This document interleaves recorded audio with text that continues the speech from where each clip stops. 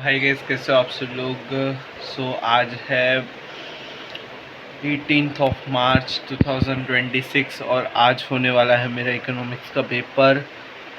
अभी मैं पढ़ रहा हूँ और सब रिवाइज कर रहा हूँ। तो देखते हैं अभी कैसा जाएगा पेपर।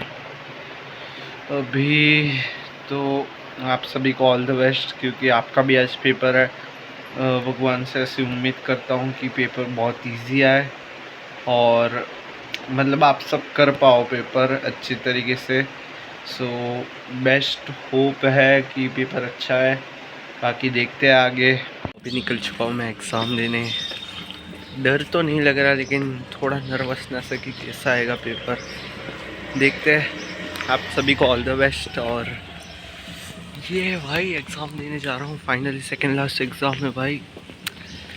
तो अच्छा फील हो रहा है। तो मिलते हैं डायरेक्ट एग्ज़ाम देने के बाद। चुका हूँ पेपर देके और ये रहा मेरा हाथ में इको का पेपर।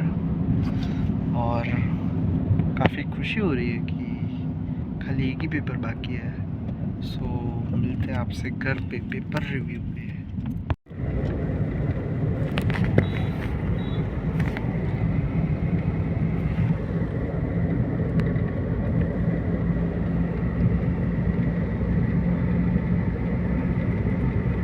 अभी मैं आ चुका हूँ घर पे और दिया है मैंने ये इकोनॉमिक्स का पेपर। तुम सोच सकते हो कि आज मेरी हालत क्या रही होगी। लिटरली भाई मैक्रो हो गया था मुझसे, लेकिन आईडी भाई तुम एमसीक्यू। भाई मैं तुमको पेपर दिखाता हूँ, तुम देखो। ये अपना इकोनॉमिक्स का पेपर बराबर। अभी मैं 1.5 शाड़ा बनने गया और मैंने सेक्शन बी से अटेम्प्ट किया बराबर। पहला एमसीक्यू ठीक था, ये देखो, ह्यूमन कैपिटल फॉर्मेशन से।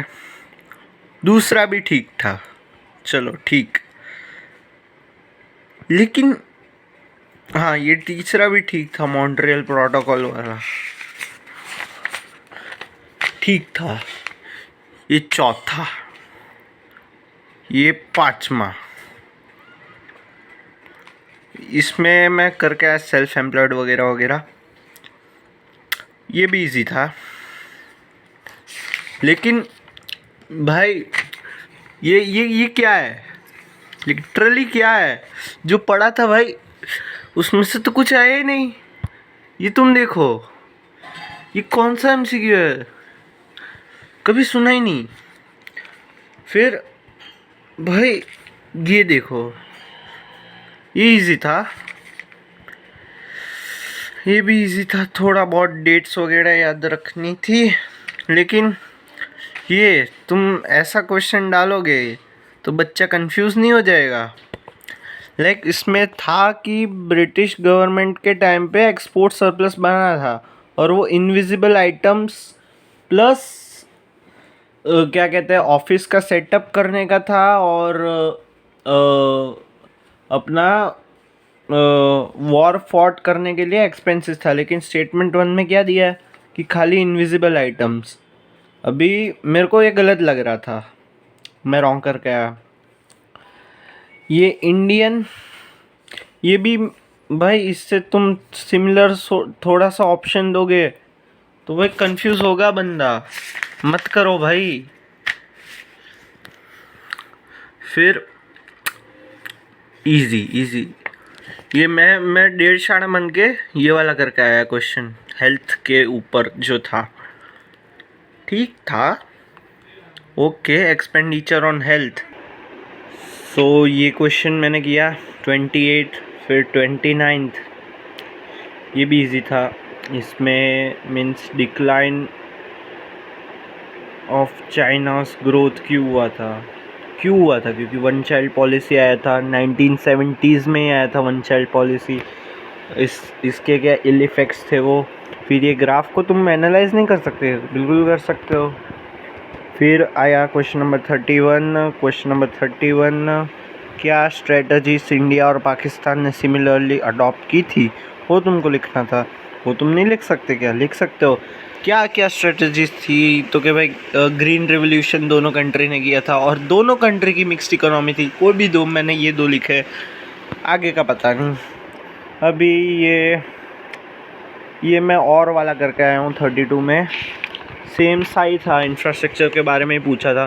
तो ये और वाला कौन सा प्राइमरी दो ऑब्जेक्टिव था ब्रिटिशर्स का जो अचीव हुआ था इंफ्रास्ट्रक्चर डेवलपमेंट करने के लिए। फिर ये केस स्टडी टाइप था, इसमें से तुमको आंसर ढूंढने थे। ये आया था अपना ह्यूमन कैपिटल फॉर्मेशन का, ठीक, वो किया। अभी ये 34th क्वेश्चन भाई, ये आउटसोर्सिंग आउट ऑफ सिलेबस है, क्यों पूछ रहे हो?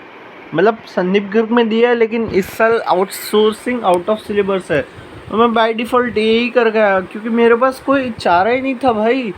क्योंकि भाई तुम आउट ऑफ सिलेबस डालोगे तो मैं अपनी कुछ भी कहानी बना के आ गया इन दोनों क्वेश्चन में, अपने हिसाब से कुछ भी कहानी बना के आया हूँ।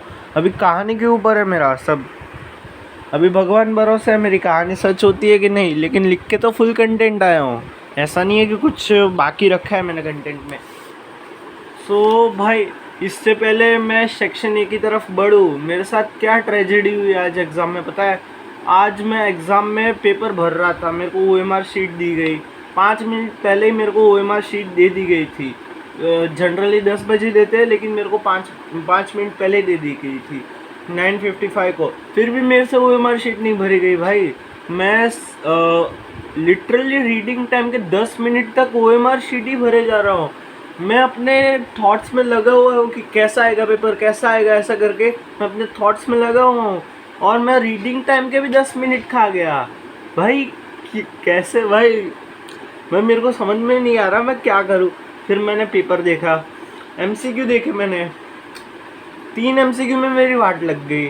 ID के MCQ में मैं सोचा ये पढ़ा था क्यों भाई, नहीं हो रहा मेरे से, इतना पढ़ने का फ़ायदा क्या भाई। कल अभी आते हैं मैक्रो में, मैक्रो बिट ऑफ ईजी रखा था इन लोगों ने, ठीक था। मैक्रो देखो भाई, तुमको थोड़ा सा कंसेप्चुअल क्लैरिटी है तो तुमको मैक्रो इजी लगेगा कंपैरेटिवली। ये एवरेज प्रोपेंसिटी कंज्यूम 1 आएगा वगैरह वगैरह। फिर ये फाइनल गुड और इंटरमीडिएट गुड, ये फर्स्ट वाला फॉल्स है, सेकंड वाला स्टेटमेंट ट्रू है। ये तुम लिख सकते हो, आराम से लिख सकते हो, क्यों नहीं लिख सकते। ये फिर यूनिलैटरल पेमेंट्स, ये असर्शन और रीज़न दोनों करेक्ट एक्सप्लेनेशन है ही नहीं लेकिन दोनों ट्रू है तो वो लिखना है।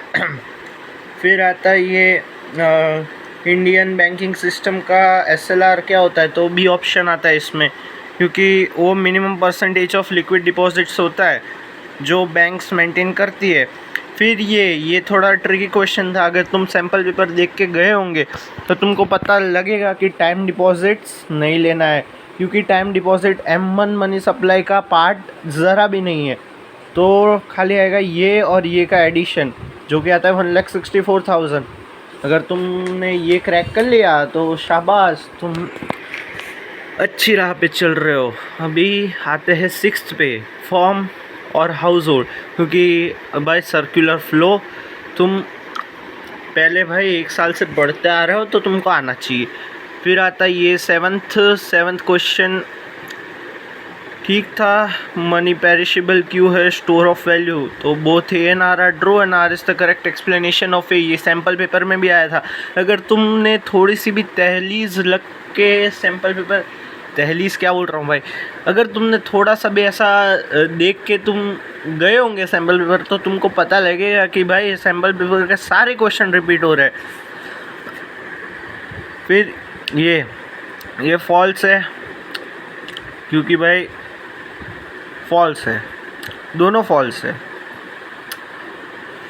अभी एक्स पोस्ट, ये भी सैम्पल पेपर में आया था। X post aggregate demand full employment equilibrium में। भाई तो तुम सोच सकते हो कि तुम अगर सैम्पल पेपर लगा के गए होंगे तो तुम्हारे आराम से 60-70 बन रहे होंगे। मैं मजाक नहीं कर रहा, आराम से। थोड़ी वीडियो लंबी होगी लेकिन तुम भाई ये पेपर रिव्यू देखो पूरा, क्या पेपर बना था इस बार। फिर इस पे 3 और 4 आएगा, क्योंकि लॉजिक नहीं पता मेरे को, क्योंकि 4 आता है जनरली, तो 4 के साथ यही ऑप्शन था थर्ड वाला, तो मैंने बैक बेंचर वाला दिमाग लगा दिया और 3 और 4 करके आया। फिर ये RBI वाला क्वेश्चन था, इलेबरेट द स्टेटमेंट्स। फिर ये आता है 12th क्वेश्चन, ये मैं और करके आया था। फिर ये न्यूमेरिकल को मैंने भाव नहीं दिया, मैं और करके आया। ये भी सैम्पल पेपर का क्वेश्चन था, ये B वाला। फिर ये भी इजी था, अकोमोडेटिंग और उसमें फ़र्क बताना था। इसमें इन्फ्लेशन आता है, ये पिक्चर को एनालाइज करना था, तो मैंने किया।